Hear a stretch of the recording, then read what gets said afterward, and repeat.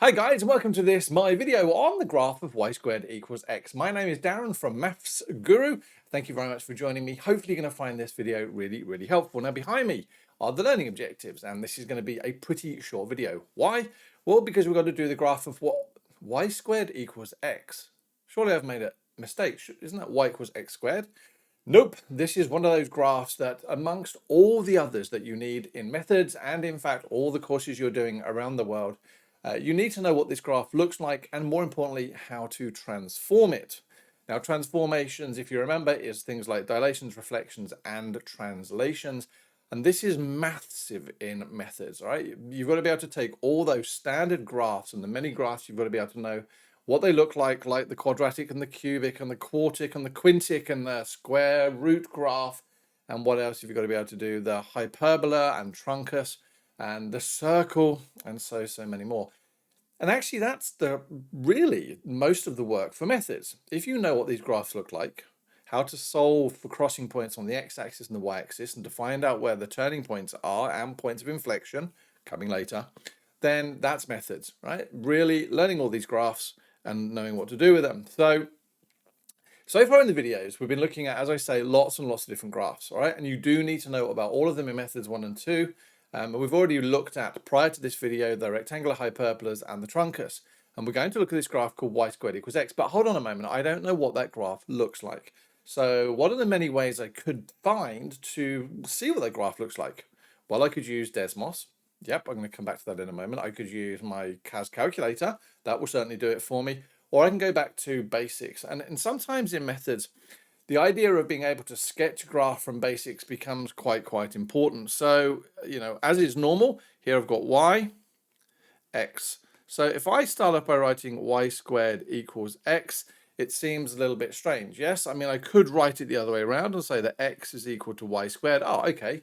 And that's a common trick in methods, being able to swap these things around to suddenly make sense of an equation. And we don't do that often. So what it's now saying is, to get my value of x, take my value of y and square it. I can do that. So y is -4, square it gives me 16. That will give me 9, 4, 1, 0, 1, 4, 9, and 16. So now I can already see there's a symmetry around this. Yes, I can see that there's a symmetry because these numbers seem to repeat around a sort of central value of 0. Well, where else have you seen these numbers? That's exactly right if you've answered the graph of y equals x squared. But this isn't the graph of y equals x squared, it's y squared equals x. Okay, so let's take it one step further. What do? Well, to try and shortcut the problem for you, then I've actually plotted all of those values. And as you can see, we've got these points here, which actually seems to be a parabola just on its side. So rather than being a U shape like this, it seems to basically have just fallen over, reflected through 90 degrees, or even rotated through 90 degrees. Now, I haven't joined these points together at this moment in time, just simply because I can do something about that in a moment. But what is the important point here? Well, there's a vertex at 0, 0, and there's going to be an axis of symmetry when the line y equals 0, or the x-axis. And for methods, it becomes really important that you interchange your thinking about those two things. The y-axis and the line x equals 0 are the same, massively important. So where do we go here? Well, I said a moment ago that if you think about the idea, this seems to be a parabola, all right? Seems to be the graph of, and I'm going to write it here, y equals x squared, that's just sort of fallen over. And that's a really non-mathematical term out there, so sorry, maths teachers, but it seems to have sort of rotated by 90 degrees. Now, actually, weirdly, what has happened, and this is massive in methods as well, is if I was to draw on this line here, right, and that line actually there is y equals x. If I actually draw that line in and reflect my graph of y equals x squared in this line y equals x, then what happens is I get here. Now, whenever you do a reflection in that line, and it's sort of giving you a hint here, they're saying wherever you see a y, put an x, and wherever you see an x, put a y. What you're really doing is actually you are reflecting the x and the y coordinates. You're actually just swapping them. And so if I was going to do that, where there's a y, so what I'm going to do is take this equation here, Where there is a y, I'm going to replace it with an x. And where there's an x, I'm going to replace it with a there is my line, y squared equals x.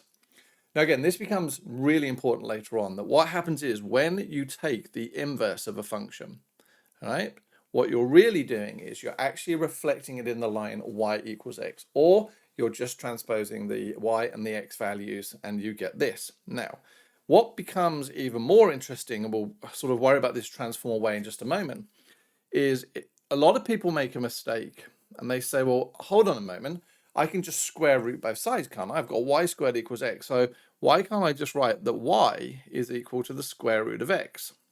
And that is a common mistake that people make in methods, because when you square root something, what do you always have to do?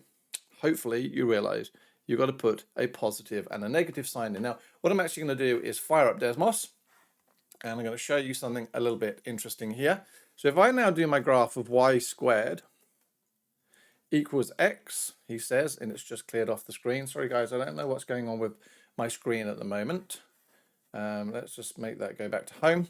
So if I do y squared equals x there, that's the graph. We've just said that. If I move this over just a little bit, it's fairly clear. Now what I'm going to do is sort of turn that off for a moment and say, well, let's do y equals the square root of x. Now in that situation, what you've got to realize is, going back to my screen here, is that if I am just doing y equals the square root of x, that's simply saying that there's a positive inside of there, or in front of there. Right, go back to Desmos. What happens if I do, and turn that one off for a moment, y equals the negative square root of x? Whoa, I get just the bottom bit. And again, going back to this diagram here, when you're taking the square root, you've got to realize that what you're really doing is you're getting the positive square root and the negative square root. And again, going back to Desmos, if I now turn both of those on, there is my graph of y squared equals x. So I think from a notational point of view, it probably makes more sense to write it as y squared equals x, so that we actually don't make that silly mistake there that I'm sort of highlighting in yellow, with regards to forgetting that plus and that minus sign. Now, what does it mean by transform away? Realistically, guys, what you need in your summary book is the idea here that if you were to end up with a function in that form, all right, and I say function, I probably should say relation, we'll come back to that in a moment, but if I have something in that form there, then so long as I compare that minus k, that minus h, and that a squared, then I can now work out that the value of k is a vertical translation. My value of h here is a horizontal translation, and the value of a squared is a dilation factor. Now, how to go from here to here is probably a little bit beyond what this video is hoping to achieve. I don't really think it makes a huge difference knowing how. I think it's just important to know that if it's got that format there, then realistically speaking, we can start talking about functions in terms of dilations, reflections, and translations. What is important, remember, is the order. So whenever you are doing a transformation, it is always Dr. T, unless they tell you otherwise. D for dilations, R for reflections, and T for translations. Now, again, what I've tried to do here to make things a little bit easier is the general form. And what we're going to do now is we're going to look at sort of this example one. Thank you very much, Cambridge, for letting me use this. And if you haven't subscribed to my YouTube channel, if you could, it would be massive. Why? Because who watches maths videos? You're probably only watching this because you've got to. Hopefully it's really, really useful. And if it was, you'd be able to tell all your mates about it, and my subscribers would go through the roof. But no one shares maths videos. So if you could just subscribe, it just sends a message to me and say, hey, Darren, I've watched your video. And really, thanks for doing what you're doing. Right, so let's now compare that. I'm going to write it under here. I've got y minus 4 all squared equals x plus 3. Now, weirdly, that's not quite in the format that I wanted. This bit seems to be, but there seems to be something missing here. Now, again, because I like to do things with completeness, I tend to put that like that, all right? Because we've now got it fitting that general form. All right, so what do I now know? Well, if I highlight, let's see whether I can highlight in a different color. Let's go green. We've got minus and a minus, so that k there means that basically I have done a vertical transformation 4 units up. And that sort of makes sense. How would you know that this is true? Well, remember, whenever I teach this using other things, I say always look at what the base graph looked like. And if you remember the base graph looked like, it's going to look something along those lines there. So this point here has obviously gone up 4 and it's gone left 3. Now, how do we know it's gone left 3? Because look, we've got a positive 3 and we got this h value here. Well, the first thing I say to my guys is, well, that positive doesn't seem to match that negative. So what would I have to do here to be able to change this? Well, if I rub this out, I could rewrite this as y minus 4 squared equals 1 lot of x minus 3. Now because that now fits that general form, that h value there must be negative 3. So now we've got, it's going to move 4 units up and 3 units that way. All right. Now, again, if I was going to describe this in an exam question, dilations, reflections, and translations. So what I've actually done there at this moment in time is I've done my translations, not necessarily the cleverest way to do it. Are there any reflections in this?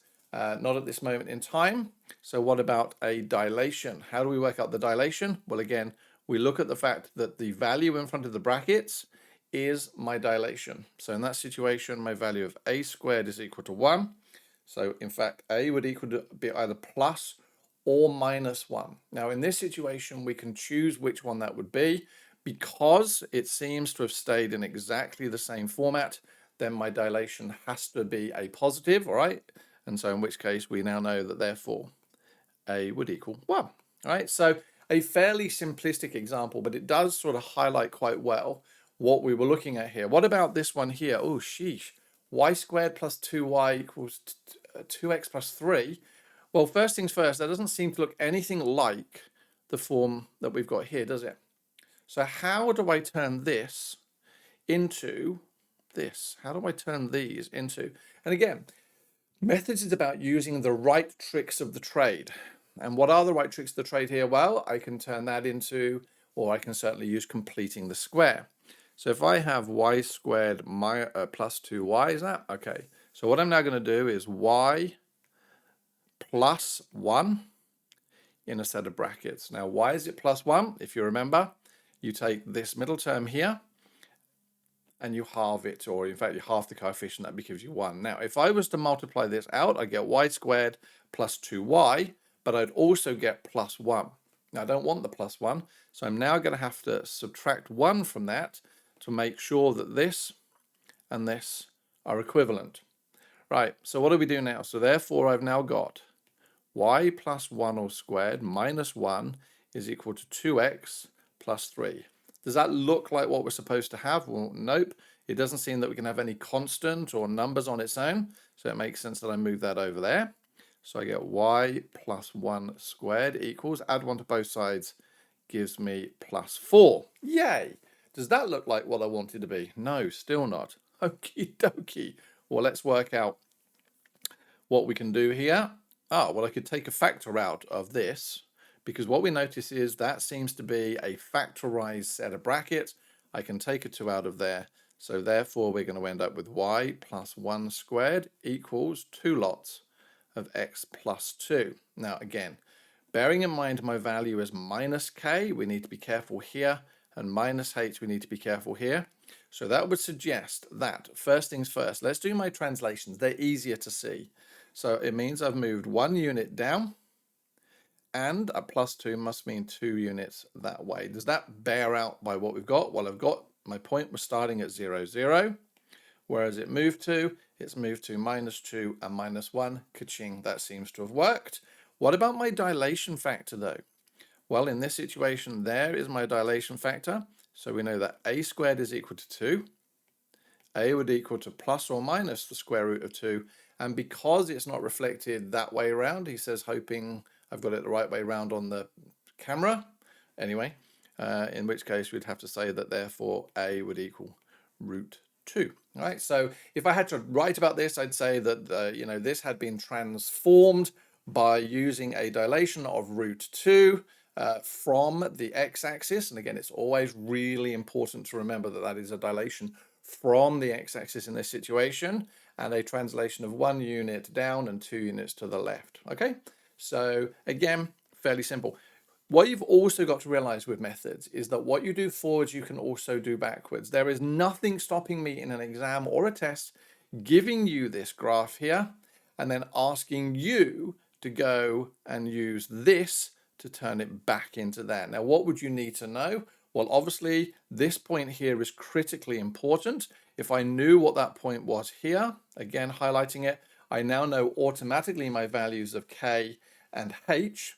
I would just have to be very, very careful with working out my value of A squared. And again, all you would really need is a coordinate point. That coordinate point there may be a good one to use, but I sort of, again, slightly beyond what this video has been about. And there we go. I told you it was going to be a short one. What have we got here? Were we able to sketch the graph of y squared equals x? Yes. Were we careful now that we don't then square root and just say that y equals the square root of x? Nope, you do plus or minus. We talked a little bit about what inverses were and reflecting in the line y equals x. And we have a look at the transformations of graphs. If you haven't subscribed to my YouTube channel, if you could, that would be massive.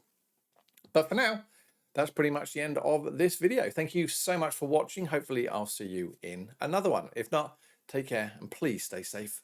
Bye-bye.